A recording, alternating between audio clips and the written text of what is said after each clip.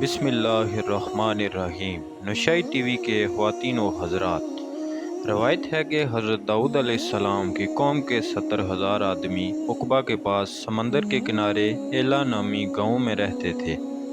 اور یہ لوگ بڑی فراحی اور خوشحالی کی زندگی بسر کرتے تھے۔ اللہ تعالیٰ نے ان لوگوں کا اس طرح امتحان لیا کہ سینچر کے دن مچھلی کا شکار ان لوگوں پر حرام فرما دیا اور ہفتے کے باقی دنوں میں شکار حلال فرما دیا، مگر اس طرح ان لوگوں کو آزمائش میں مبتلا فرما دیا کہ سینچر کے دن بے شمار مچھلیاں آتی تھیں اور دوسرے دنوں میں نہیں آتی تھی۔ تو شیطان نے ان لوگوں کو یہ ہلا بتا دیا کہ سمندر سے کچھ نالیاں نکال کر خشکی میں چند ہود بنا لو، اور جب سینچر کے دن ان نالیوں کے ذریعے مچھلیاں ہود میں آ کر پھنس جائیں تو نالیوں کا منہ بند کر دو، اور اس دن شکار نہ کرو بلکہ دوسرے دن آسانی کے ساتھ ان مچھلیوں کو پکڑ لو۔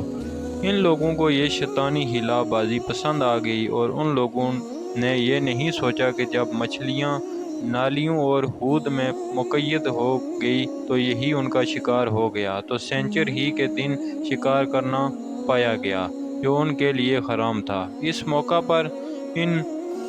یہودیوں کے 3 گروہ ہو گئے۔ کچھ لوگ ایسے تھے جو شکار کے اس شیطانی ہیلے سے منع کرتے رہے اور ناراض و بیزار ہو کر شکار سے باز رہے، اور کچھ لوگ اس کام کو دل سے برا جان کر خاموش رہے،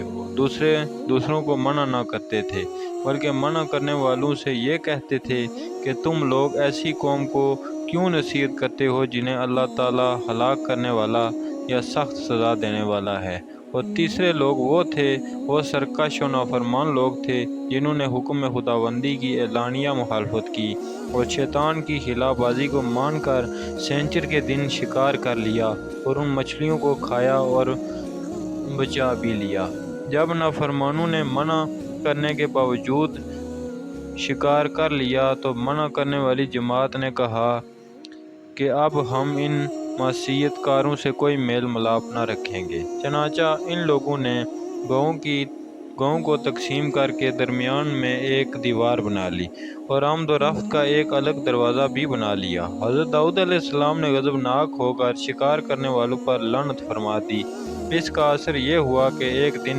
خطا کاروں میں سے کوئی باہر نہیں نکلا تو انہیں دیکھنے کے لیے کچھ لوگ دیوار پر چڑھ گئے تو کیا دیکھا کہ وہ سب بندر کی صورتوں میں مسخ ہو گئے ہیں۔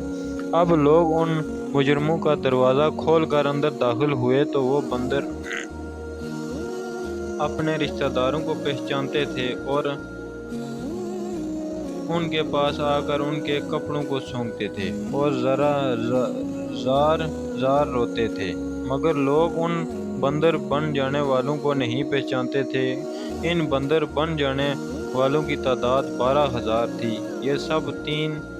دن تک زندہ رہے اور اس درمیان میں کچھ بھی کھا پی نہ سکے، بلکہ یوں ہی بھوکے پیاسے سب کے سب ہلاک ہو گئے۔ شکار سے منع کرنے والا گروہ ہلاکت سے سلامت رہا، اور صحیح قول یہ ہے کہ دل سے برا جان کر خاموش رہنے والوں کو بھی اللہ تعالیٰ نے ہلاکت سے بچا لیا۔ اس واقعے کا اجمالی بیان تو سورۃ البقرہ کی اس آیت میں ہے، اور بے شک تم ان لوگوں کو جانتے ہو جو تم میں سے سینچر کے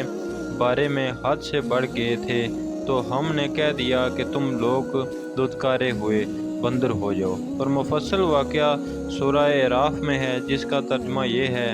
اے رسول، ان یہود سے حال پوچھو اس بستی کا جو دریا کے کنارے تھی جب وہ سینچر کے بارے میں حد سے بڑھے، جب سینچر کے دن ان کی مچھلیاں پانی پر تیرتی ہوئی ان کے سامنے آئیں اور جو دن سینچر کا نہ ہوتا تو نہ آئیں، اسی طرح ہم ان کو آزمائش میں ڈالتے تھے ان کی نافرمانی کے سبب سے۔ اور جب ان میں سے ایک گروہ نے کہا کہ کیوں نصیحت کرتے ہو ان لوگوں کو جنہیں اللہ تعالیٰ ہلاک کرنے والا ہے یا انہیں سخت عذاب دینے والا ہے، تو وہ لوگ بولے کہ تمہارے رب کے حضور عذر کرنے کے لیے اور اس لیے بھی کہ شاید یہ ڈر جائیں۔ پھر جب بلا بیٹھے جو نصیحت انہیں ہوئی تھی تو ہم نے ان لوگوں کو بچا لیا جو برائی سے منع کرتے تھے اور ظالموں کو بڑے عذاب میں گرفتار کر لیا۔ ان کی نافرمانیوں کا بدلہ دینے کے لیے پھر جب انہوں نے ممانعت کے حکم سے سرکشی کی تو ہم نے فرما دیا کہ تم لوگ دھتکارے ہوئے بندر ہو جاؤ۔ درس خطائط معلوم ہوا کہ شیطانی خلا بازیوں میں پڑھ کر اللہ تعالیٰ کے احکام کی نافرمانیوں کا انجام کتنا برا اور کس قدر خطرناک ہوتا ہے، اور خدا کے نبی جن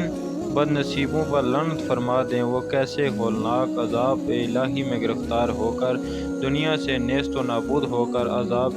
نار میں گرفتار ہو جاتے ہیں اور دونوں جہانوں میں ذلیل و خوار ہو جاتے ہیں۔ توبہ نعوذ باللہ۔ ناظرین کرام، یہ ویڈیو یہیں پر ختم ہوئی، اور مزید ایسی ویڈیوز دیکھنے کے لیے ہمارے چینل کو سبسکرائب کریں، اور اسلامی ویڈیو قرآن کے واقعات سننے کے لیے اس کو بیل کے آئیکن کو پریس کریں تاکہ ہر نئی آنے والی ویڈیو سب سے پہلے آپ کے پاس